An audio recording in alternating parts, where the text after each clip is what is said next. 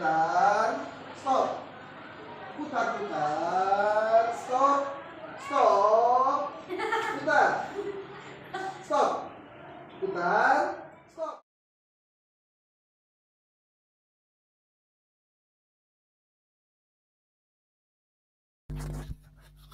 Assalamualaikum warahmatullahi wabarakatuh, Bapak Ibu guru yang sedang mengikuti PPG, yang sudah pada sampai di tahap LK 2.3. LK 2.3 itu lagi ada terbagi, ada LK1, LK2, dan LK3 ya, tidak salah. Pada LK1 yaitu format laporan hasil analisis penilaian pembelajaran. Setelah Bapak Ibu selesai melakukan PPL, maka tugas Bapak Ibu selanjutnya yaitu membuat format laporan hasil analisis pembelajaran.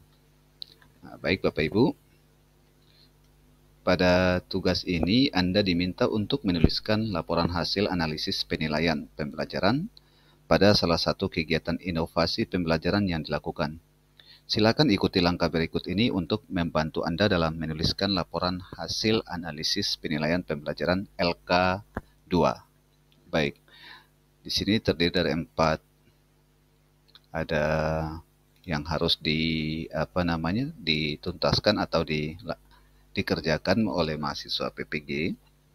Pertama, pilihlah salah satu pembelajaran yang merupakan rencana aksi yang telah dirancang pada langkah 7 MK pengembangan perangkat pembelajaran. Diharapkan pembelajaran yang dipilih adalah pembelajaran yang direkam. Nah, ini pada LPTK saya itu seperti yang sudah saya sampaikan bahwa ada yang namanya proses sit-in. Proses PPL yang ada proses sit-in-nya yaitu ada kehadiran guru pamong sama dosen penguji melalui Google Meet. Jadi ibaratnya kayak kita sebagai mahasiswa kita lagi PPL di sekolah, terus ada guru pamong sama dosen penguji atau teman sejawat yang menilai kita. Nah, tapi ini melalui proses sit-in. Nah, berikutnya itu yaitu bandingkan hasil penilaian pembelajaran, proses dan atau hasil siswa-siswi dengan capaian pembelajaran yang Anda pilih. Yang ketiga, lakukan analisis terhadap penilaian yang telah dilaksanakan. Untuk analisis penilaian, kaitkan hal-hal yang berjalan dengan baik dan hal-hal yang masih menjadi hambatan saat kegiatan penilaian berlangsung dengan teori yang dipelajari saat MK pengembangan perangkat pembelajaran. Yang keempat, laporan hasil analisis penilaian pembelajaran pada PPL PPG Daljab diserahkan sebanyak 1 kali untuk siklus 1 dan 1 kali untuk siklus 2. Nah, ini berlaku pada siklus 1 dan siklus 2, jadi formatnya sama. Nama mapel matematika tempat pelaksanaan SMP Negeri 15 Ambon, waktu pelaksanaan Rabu dan Kamis, karena pada modul ajar yang kami buat, LPTK kami itu menginginkan kita mahasiswa itu membuat 2 kali pertemuan pada modul ajar. Nah, nama mahasiswanya, nama guru pamong saya hapus, nama dosen Bapak Ibu lampirkan juga. Jadi sengaja saya hapus yang ini. Nah, baik, berikut. Pertama, deskripsikan kegiatan penilaian. Kegiatan apakah yang Anda lakukan untuk menilai proses dan atau hasil pembelajaran siswa-siswi Anda saat inovasi pembelajaran berlangsung? Penilaian dapat berupa assessment for learning, assessment as learning, dan assessment of learning. Nah, Bapak Ibu, kemarin kita pada LK Rencana Aksi, itu kita sudah buat yang namanya assessment. Atau pada LK 2.4 evaluasi itu, Bapak Ibu kan sudah membuat yang namanya rencana evaluasinya, yaitu ada asesmen yang berupa tes tertulis, ada asesmen yang berupa tes observasi. Nah, tes observasi itu masuknya pada assessment for learning. Sementara kalau Bapak Ibu melakukan tes tertulis atau post-test, maka itu masuknya pada assessment of learning. Jadi, kalau Bapak Ibu melakukan tes as learning atau penilaian antara siswa dengan siswa, maka Bapak Ibu silakan mendeskripsikan ketiga penilaian tersebut. Tapi kalau Bapak Ibu hanya menggunakan observasi dan tes tertulis, maka hanya cukup mendeskripsikan dua penilaian, yaitu assessment for learning dan assessment of learning. Nah, di sini kita deskripsikan, saat inovasi pembelajaran berlangsung, saya menggunakan penilaian assessment for learning dan assessment of learning. Assessment for learning yakni suatu proses menyediakan umpan balik untuk mengetahui informasi tentang sejauh mana posisi peserta didik dalam belajar dan bagaimana langkah terbaik yang harus ditempuh selanjutnya untuk meningkatkan hasil belajar. Proses ini memungkinkan kolaborasi antara pendidik dengan peserta didik dan sesama peserta didik dalam proses kegiatan pembelajaran dalam upaya menggapai tujuan bersama. Nah, di sini saya cantumkan literaturnya, yaitu Assessment Reform Group tahun 2022. Nah, jadi kita bisa mengambil literatur dari buku atau dari internet. Yang penting literaturnya itu benar dan daripada sumber yang benar juga. Nah, pada penilaian assessment for learning, penilaiannya bersifat formatif berupa penilaian observasi. Penilaian formatif adalah kegiatan penilaian oleh guru terhadap siswa di mana tujuan lebih kepada memberikan informasi yang bermanfaat sehingga pembelajaran berikutnya kualitasnya lebih baik lagi. Berikutnya, assessment of learning. Lebih bersifat sumatif dan digunakan untuk mengkonfirmasi apa yang peserta didik ketahui dan bisa lakukan, untuk menunjukkan apakah mereka telah mencapai kriteria tertentu dan mengevaluasi keaktifan program pengajaran dan pelayanan untuk dilaporkan pada publik dalam satuan waktu tertentu. Ini sumbernya juga. Pada penilaian assessment of learning, penilaian bersifat sumatif berupa asesmen individual berupa post-test di akhir pembelajaran. Nah, Bapak Ibu, kalau sudah dijelaskan seperti ini, sudah melaksanakan PPL, maka Bapak Ibu juga harus melampirkan bukti penilaian for learning dan bukti penilaian of learning. Nah, nanti saya coba lampirkan. Nanti ada pada dokumen PDF yang sudah saya gabungkan dengan melampirkan hasil pekerjaan siswa berupa post-test, lembar observasi, dan pekerjaan diskusi kelompok siswa. Baik, berikutnya hasil dan manfaat penilaian. Bagaimana hasil yang diperoleh dari kegiatan penilaian yang Anda lakukan? Apakah ada manfaat yang dirasakan siswa-siswi untuk meningkatkan kemampuan sikap, pengetahuan, dan atau keterampilan terhadap topik yang diajarkan? Apakah hasil penilaian menggambarkan pencapaian tujuan pembelajaran yang Anda tetapkan? Kaitkan penjelasan Anda dengan materi yang dipelajari pada MK pengembangan perangkat pembelajaran. Nah, Bapak Ibu, punya saya seperti ini. Saya bercerita tentang hasil penilaian, maka saya harus melampirkan bukti seperti ini. Jadi rekapannya itu saya lampirkan. Berdasarkan hasil analisis hasil penilaian yang saya buat, dapat diketahui nilai rata-rata siswa 88. Sorry ya, di sini 88%.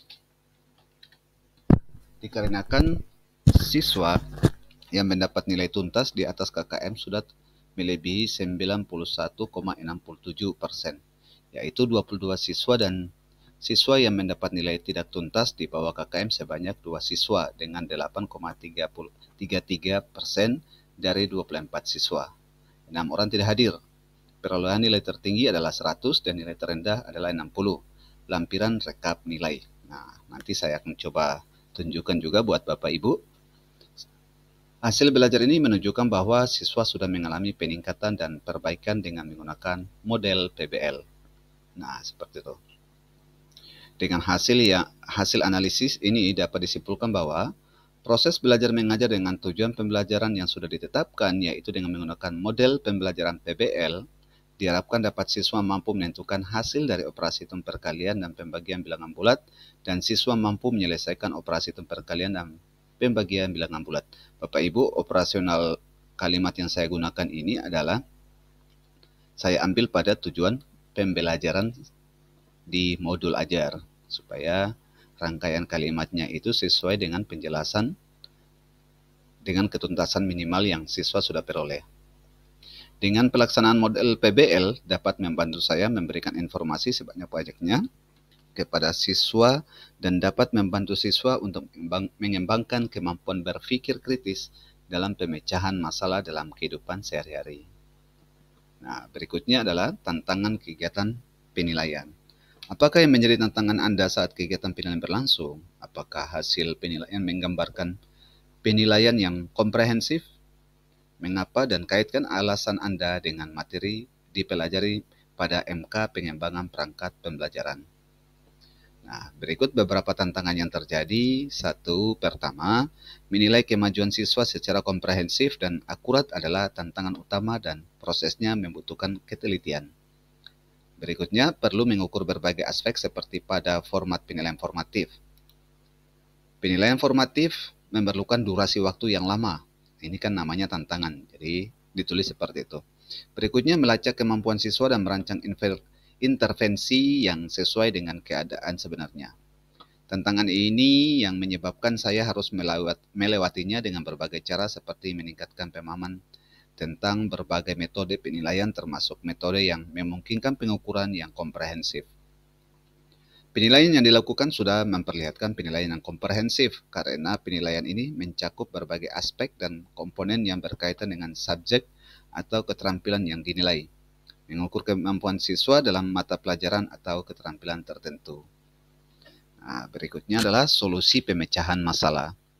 Adakah solusi yang Anda lakukan untuk memecahkan masalah yang dihadapi pada kegiatan penilaian? Mengapa dan kaitkan alasannya dengan materi yang dipelajari pada MK?